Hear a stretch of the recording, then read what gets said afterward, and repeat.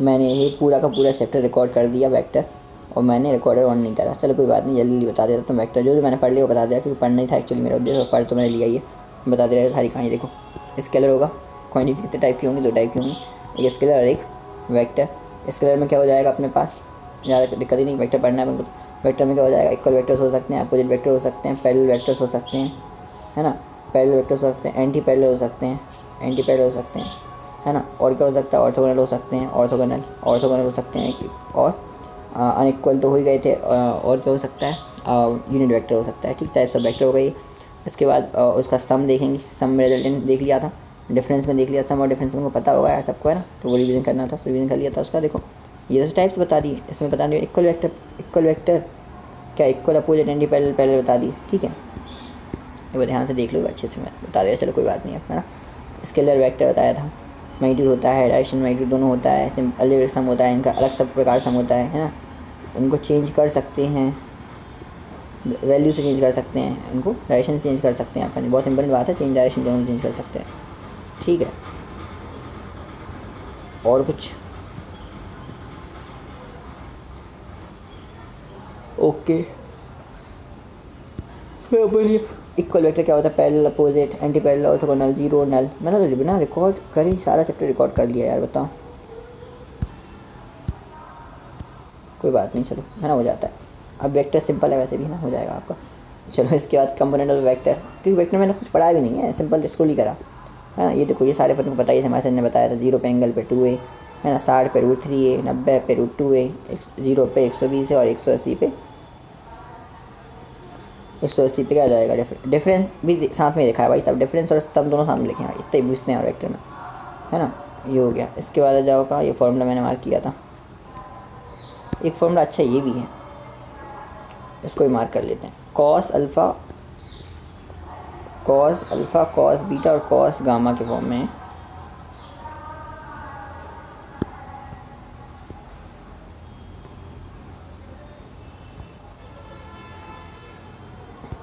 हाँ ठीक है ठीक है ठीक है, चलो जल्दी से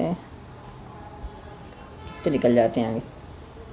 बेसिक मैथ हुई जैसे जैसे अपनी, वेक्टर भी अपना होने वाला है, जैसे अपन जल्दी से एक बार रिवाइज करना है, ख़त्म करें, है ना। वेक्टर ये बेसिक मैथ हो गई अपनी, जल्दी ख़त्म करो।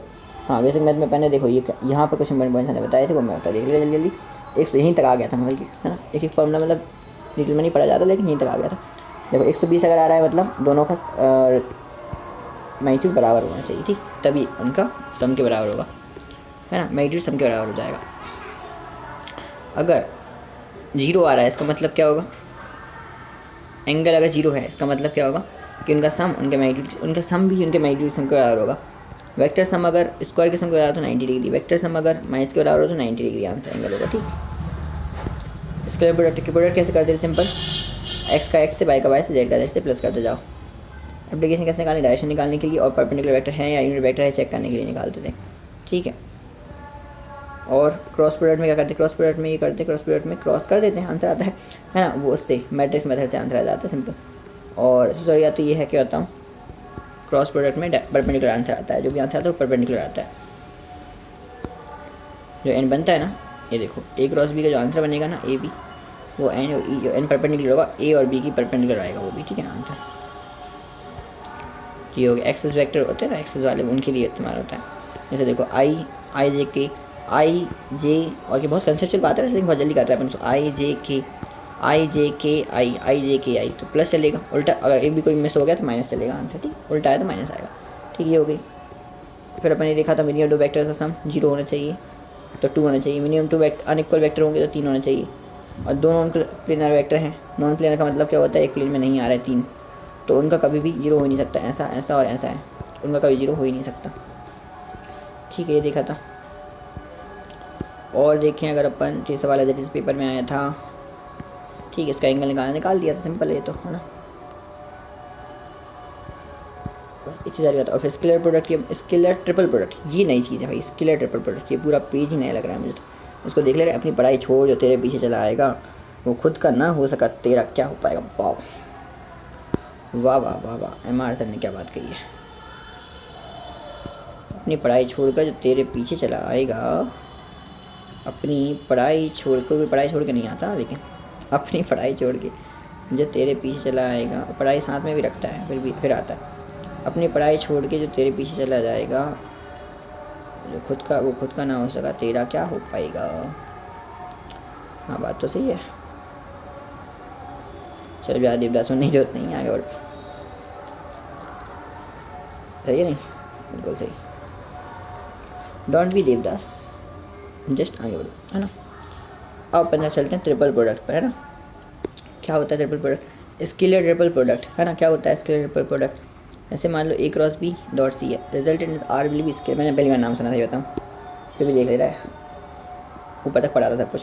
ए cross B dot C, result R will be scalar and R will be 0 if any of these 2 vectors become parallel. ओ भाई साहब, रिजल्ट विल बी स्केलर।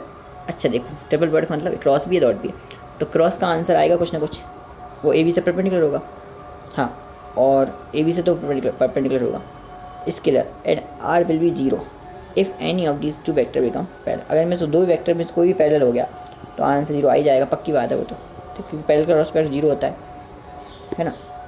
और अगर ये पैरेलल हैं आपस में तो इनकी डायरेक्शन सेम होगी। अगेन डॉट प्रोडक्ट फिर 0 हो जाए, परपेंडिकुलर डॉट प्रोडक्ट 0 होता है, परपेंडिकुलर वेक्टर डॉट प्रोडक्ट 0 होता है, हाँ, वो भी नहीं जम पाएगा, कुछ भी नहीं पाएगा मतलब, हाँ, तो उसको मार्क कर लिया जाए अच्छे से।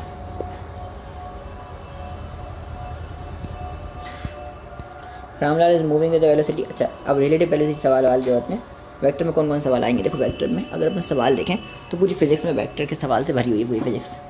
जैसे अपन जो चैप्टर्स करते हैं, जो स्केलर बन के आता है वो डॉट प्रोडक्ट से बन के आता है, जैसे वर्क है ना, पोटेंशियल एनर्जी है, वर्क है, पोटेंशियल एनर्जी है, ये सब डॉट प्रोडक्ट से बन के आए हैं। ये क्वांटिटीज़ के सवाल जब आते हैं जब डॉट प्रोडक्ट का इस्तेमाल आता है। क्रॉस प्रोडक्ट में जब भी अपन रोटेशन बढ़ते हैं तो पूरा क्रॉस प्रोडक्ट का एप्लीकेशन होता है, ठीक है। जब अपन मैग्नेटिज्म पढ़ेंगे तो पूरा क्रॉस प्रोडक्ट का एप्लीकेशन होगा पूरी फिजिक्स में, है ना। फिर जब अपन रिलेटिव वेलोसिटी पढ़ेंगे तो उस वेक्टर सब्सट्रैक्शन का और सम का एप्लीकेशन होगा। जब अपन डिफरेंशियल इंटीग्रेशन तब वहाँ वेक्टर लगता है ना। तब अपन एक और चीज़ है, फोर्स पढ़ते हैं, फोर्स के बारे में न्यूटन लॉ ऑफ मोशन पढ़ते हैं, तब भी वेक्टर सम का रिजल्टेंट का ये कंसेप्ट यूज़ होता है। रिलेटिव वेलोसिटी पढ़ते हैं, सब्सट्रैक्शन यूज़ होता है। ऐसे करके वेक्टर पूरी फिजिक्स में अलग अलग जगह पर अलग अलग चैप्टर में यूज़ हो ही रहे होते हैं, तो ठीक है। Ramlal is moving with the velocity 6 से चल रहा था ईस्ट की तरफ, ईस्ट वेस्ट नॉर्थ साउथ, मतलब ईस्ट वेस्ट नॉर्थ साउथ ऐसे बनाता हूँ मैं, ठीक है। क्या बोला है, कहीं से बना तो मैं क्या दिक्कत है, अपोजिट होनी चाहिए बस। 6 अपने पास है अलॉन्ग ईस्ट, ठीक। Pinki with 6 meter at the 30 degree of north, okay, ये वाली लैंग्वेज आनी चाहिए। 30 degree of north, 30 degree of north, तो नॉर्थ के 30 डिग्री, ये ईस्ट है, ये वेस्ट है, ये नॉर्थ है, ये साउथ है। रामलाल ईस्ट में चल रहा है 6 से, ठीक है। ये ईस्ट ऑफ नॉर्थ से चल रही है, ईस्ट ऑफ नॉर्थ मतलब नॉर्थ से ईस्ट की तरफ 30 डिग्री, ठीक है। अब बताओ तो इनके बीच में एंगल 60 डिग्री का होगा, और 6 का एंगल 60 डिग्री का डिफरेंस निकालना होता है, रिलेटिव वेलोसिटी का निकालना होता है, डिफरेंस निकालना होता है। उस हिसाब से देखिए तो 60 का डिफरेंस, देख 60 पे वैसे आंसर √3 आता है, बट यहाँ आंसर 6 ही आएगा आंसर, क्योंकि डिफरेंस में 120 वाला आंसर आएगा, 6 आंसर आएगा, डिफरेंस में 120 वाला आंसर आता है। चिचो भाई साहब, ये क्या, देखो बिल्कुल सही है। देख same vector subtraction at this, ये क्या बोल रहे हैं, change in speed 0, magnitude 0, change in velocity 20 होगा, क्योंकि देख यहाँ से इसको माइनस करेंगे अपन direction wise, change in direction तो 20 होगा, क्योंकि स्पीड डायरेक्शन चेंज कर ली तुमने अब तो, है ना। अच्छी बात है ये भी, है ना। अच्छे कंसेप्चुअल क्वेश्चन हो गया इसका। If tricky question, tough question नहीं चाहिए कि टफ क्वेश्चन है, ट्रिकी क्वेश्चन होना चाहिए, कंसेप्चुअल क्वेश्चन होना चाहिए, घुमा दे दिमाग, ऐसा क्वेश्चन होना चाहिए, पढ़े हुए में से भी ना आए, ऐसा क्वेश्चन होना चाहिए। टेस्ट में ऐसे क्वेश्चन बनेंगे, NNTS देंगे अपन, मज़ा आएगा, देखते हैं। कल पहला NNTS है,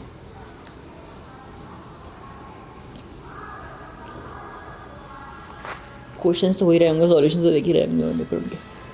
अब वो बोल रहा है कि ए दिया है अपन को and is a unit vector, ये क्या है, यूनिट वेक्टर है, तो वैल्यू अभी बताओ। अगर वो यूनिट वेक्टर है तो उसका मैग्नीट्यूड 1 होगा, तो ये बात बन कर तो प्रूफ खत्म, दिया जाएगा आंसर, ऐसा कर लिया करो भाई सब। फोर्स उसको पढ़ ही ले रहा है अपन, ख़त्म, एक पेज को पढ़ना ही पड़ा, मतलब क्वेश्चन है इसमें, क्योंकि 2 फोर्स है अपने पास, acting then find resultant of these 2 force may be 10, और तो क्या 16 से 4 के बीच में होगा, कोई बात ही नहीं है ऐसी। एंगल बताना है, सारे एप्लीकेशन एक साथ दे दिए। अब एंगल बताना है, ये ऐसे वेक्टर दिया है तो कॉस अल्फा क्या होगा, कॉस बीटा क्या होगा, कॉस गामा क्या होगा। अल्फ़ा में एक्स अपॉन ए होता है, इसमें बाय अपॉन ए होता है और इसमें जेड अपॉन ए होता है।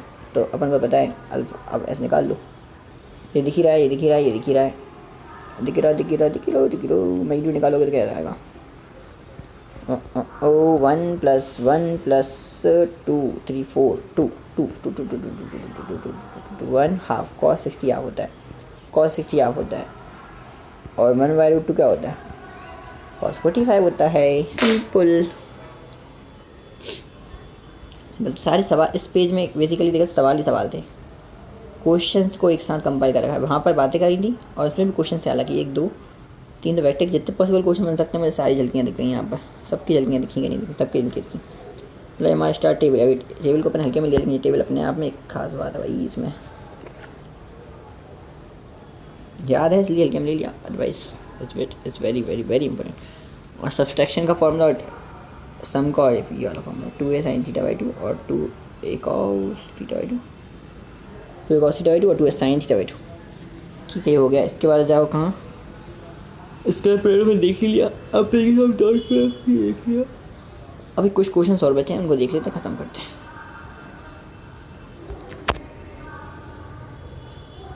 इन which of the following combination of this of 3 4 resultant will be 0। अच्छा, तो इनका मैक्सिमम आंसर 10 आ रहा है और मिनिमम 4 आ रहा है, ये हो सकता है। इसका 7 आ रहा है और डिफरेंट एक हो ही नहीं सकता इससे, तो इसका 15 से 9 आ रहा है, 7 कहाँ से आ जाएगा, इसका हो नहीं सकता। इनका 9 आ रहा है और 9 और 9 10 हो नहीं सकता, तो ए होगा आंसर भाई साहब, प्रूव ही हो गया है। तो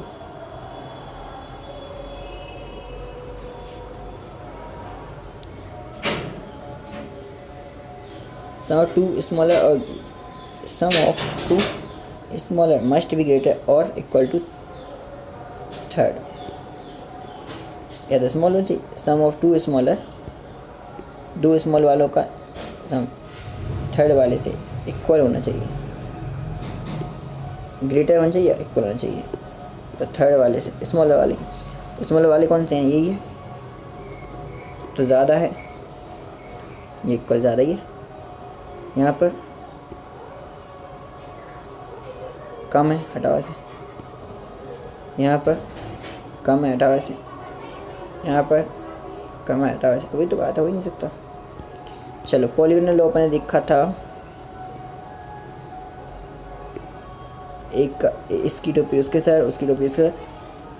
अब बात आती है force acting on yo sorry I am very sorry हो जाता है यार। हाँ, एक वीडियो इसके पहले रिकॉर्ड करी, इसके पहले भी मैंने टेस्ट किया, टेस्ट का थोड़ा सिलेबस देखा, मैच करा और थोड़ा चिंतन करा, उसके पहले मैंने लेक्चर लिया यार, थोड़ा हो जाता है यार, कभी कभी हो जाता है।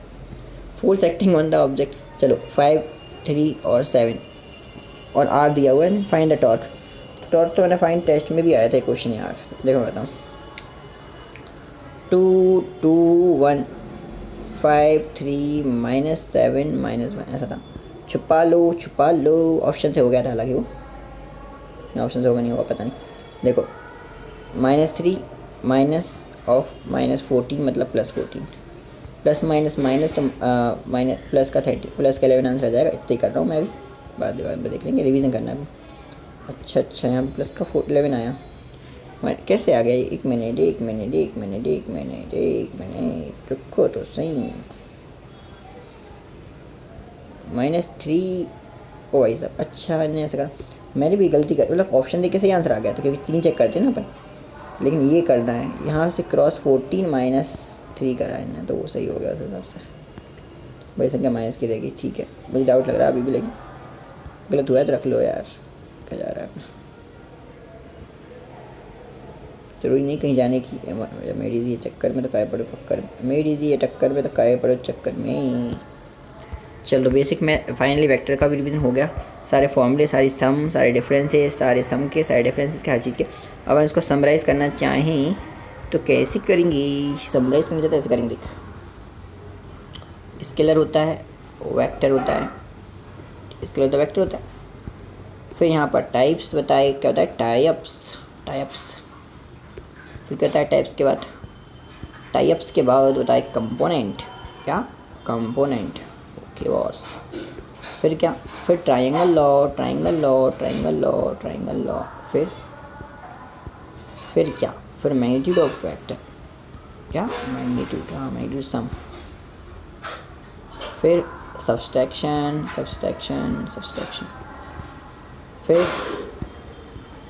फिर प्रोडक्ट्स, स्केलर प्रोडक्ट, स्केलर और वेक्टर प्रोडक्ट, स्केलर प्रोडक्ट और वेक्टर प्रोडक्ट। और फिर आखिरी में क्या करा? Questions, questions, questions. इतनी कहानी तुझे पता है ना?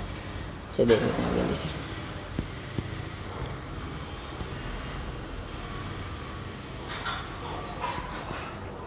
क्या करना अपन को वेक्टर में? टाइप्स, देन टाइप्स के बाद component, component, then magnitude of sum and difference, then product में स्केलर, स्केलर एंड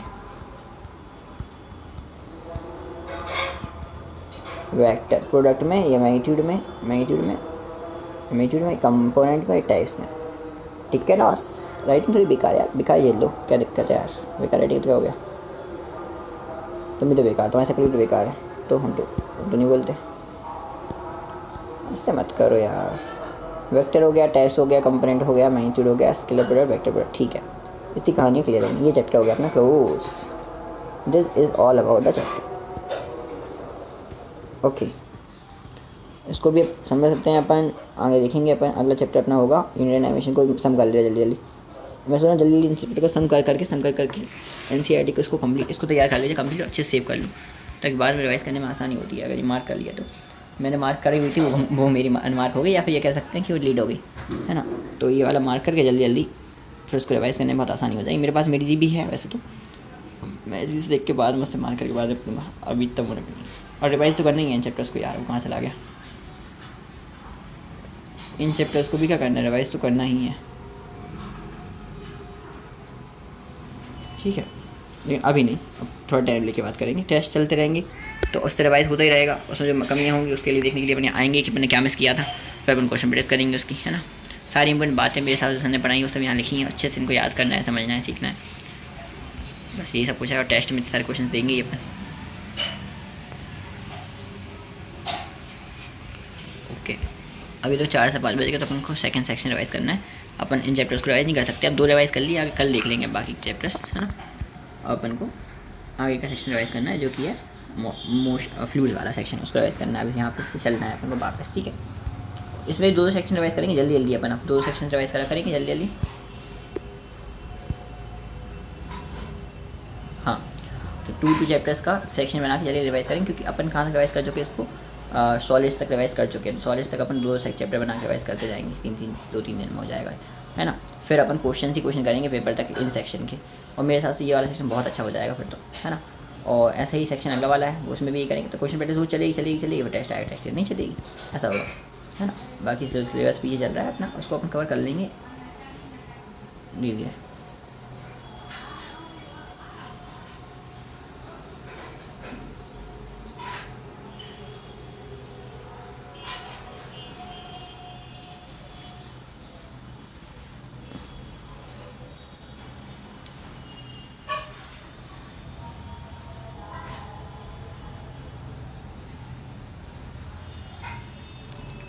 ओके, ठीक है, तो फाइनली अपन मोशन फ्लूइड्स पे चलते हैं, sorry mechanical property of fluid पर चलते हैं।